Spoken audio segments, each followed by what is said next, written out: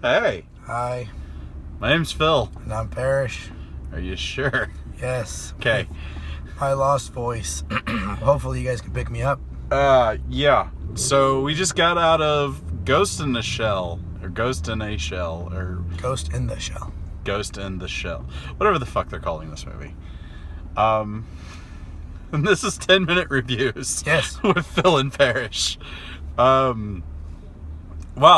So, if you really want all three storylines in which they could possibly, put this movie of the animes and just, smashed it together and then said, all right, we're going to make a movie out of this. Mm-hmm. That's what they just did.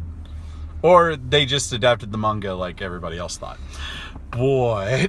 Yeah, this is definitely a fan service movie.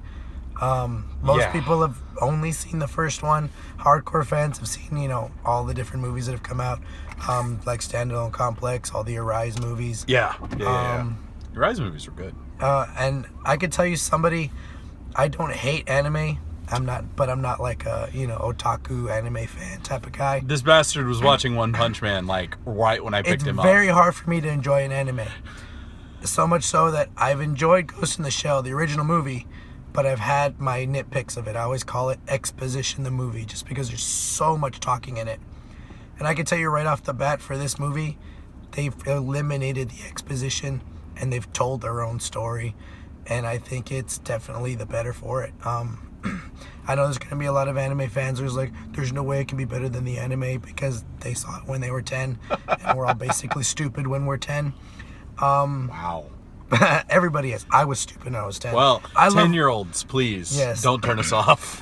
But this movie, if you've never seen Ghost in the Shell, you'll enjoy it. It's a beautiful movie. It's got great music. I want the soundtrack coming out of this movie. The first thing I think of, I want the soundtrack of it. The casting was perfect, honestly. I know there's a lot of controversy about it. It's kind of explained pretty well in the... outside of the movie itself, but inside the movie as well, why Major looks the way she does. Yeah. Why she has the name she does. Yes. It's explained in the anime too.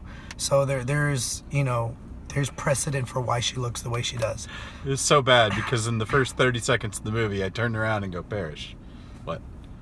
Whitewashing. Yeah. And it's literally... It was literally that. But dipped into white. That's what the movie was. Their model was, I think, German or something like that. Something like that, yeah. It was definitely European, but the ghost inside is Japanese. Yes. It is a great movie. Everybody looked perfect. Like I said, the style of the movie, the colors, all of the different cyberpunk feel of it was fantastic. Neo Tokyo was a character in and of itself. Yes. Now, I feel like Neo Tokyo itself, well, in this case, I feel it in and of itself, it looked amazing. It's great. I will say this, Bato, wow.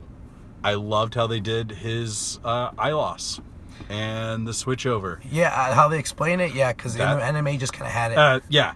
My guys. I think the eyes are a little too small. Really? I thought they were a little too small. I maybe just from what I remember, they seemed bigger in the anime. That's fair. His face looks a little more squinched. Yeah. But they look fine. They work cool. They have their little irises. All the little details in the eyes are really cool. He still loves dogs. Yeah. There all the other side characters. I don't remember the guy's name. Doesn't matter. But mullet guy. The mullet pure human guy. Yeah. He has a mullet in the movie. Yeah. This is major fan service. All the little intricate details. There was a Konami sign in the middle of the movie, which I thought was funny. It's the only real one there, but it was cool looking. Doge makes a cameo. Doge. It's a great movie. I really, if you can just kind of take away, maybe people are gonna have issues with it again because of the controversy of the casting, because of the controversy of the anime itself, kind of transforming anime into live action has been kind of tough. Well, let's take that for just a moment, because I think we can spare a few seconds for this.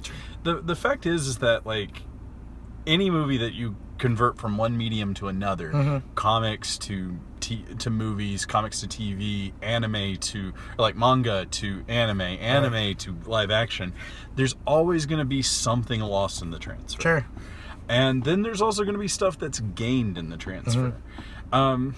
The biggest thing that I have with Western stylized movies, when they're anime conversion, things like that, is that we seem to kind of westernize the story. Yeah. And I feel like we didn't this time. I really feel like it stayed in Ghost in the Shell. I'm gonna disagree, but not in that you're wrong. It does definitely feel Eastern. I'm not saying it doesn't feel like the original. Well, I mean, it doesn't, but it feels, which again, coming back to the controversy of the casting, it feels like the most diverse cast I've seen in a long time. It's not just white people. It's not just Japanese people. I mean, there's Chinese people. There's black people. There's, Latin people. It's Neo-Tokyo, in which people are actually immigrating into Japan. Right. So it's a little more futuristic in that way. I think you just kind of got to push past that and see this movie as its own thing. If you enjoyed the animes, if you enjoyed the mangas, I think you're going to enjoy this movie. It is definitely not a Dragon Ball failure. This is going to set the bar for anime translations, I think. Well, I mean, especially from now. We've got the Netflix Death Note movie coming with Willem Dafoe as Ryuk, which I am totally excited about. And there's been other live action things done in like Japan and China, and lots of those still feel very Eastern without any Western, like, and I'm not going to say like reach for the Western audience. And that's the problem. Like we get, and that's what I was trying to make the point of here. We really have this whole Western audience good feeling like a Western movie in an Eastern setting.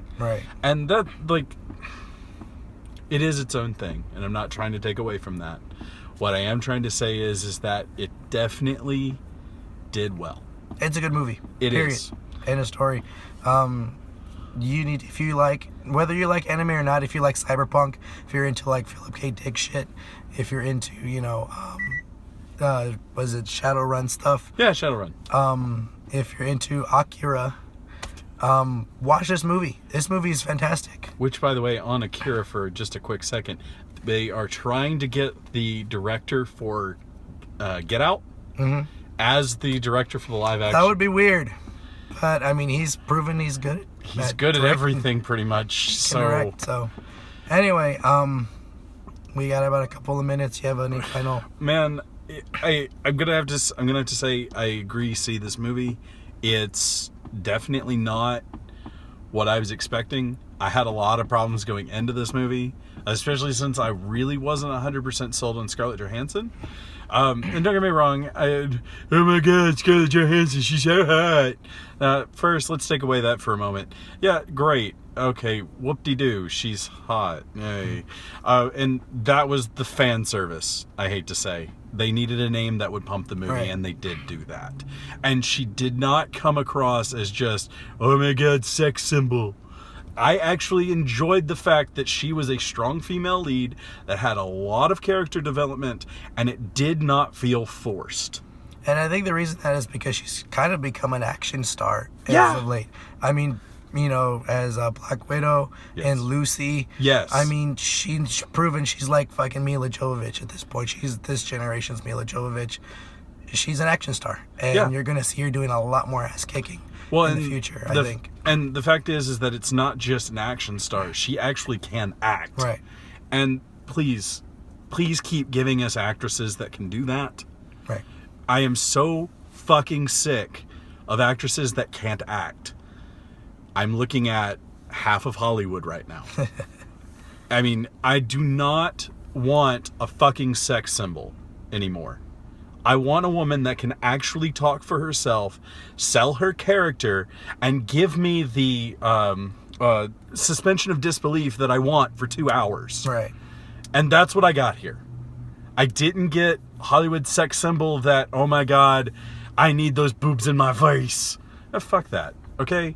If I cared about that type of thing, porn would be a thing in my life. But again, go see this movie. See it. Parrish and I both agree it's definitely worth it. Thank you for checking in with us. Oh, we got a lot of really positive feedback on the last video. We hope you guys enjoyed this one. I know it's kind of low key, low tech because it's cell phone or whatever. Right. I mean, this is first impression. We just got out. Yeah, literally like 15 minutes ago, we got out and we're like, Right. all right, got to pee. Then we got to record. Cool. But anyway, thanks guys. Y'all have a good rest of the day. Please like, subscribe, comment, and all that other shit. Let us know what you thought of the movie too. Yes, please. We'd love to know. All right. Bye. Thanks. Bye.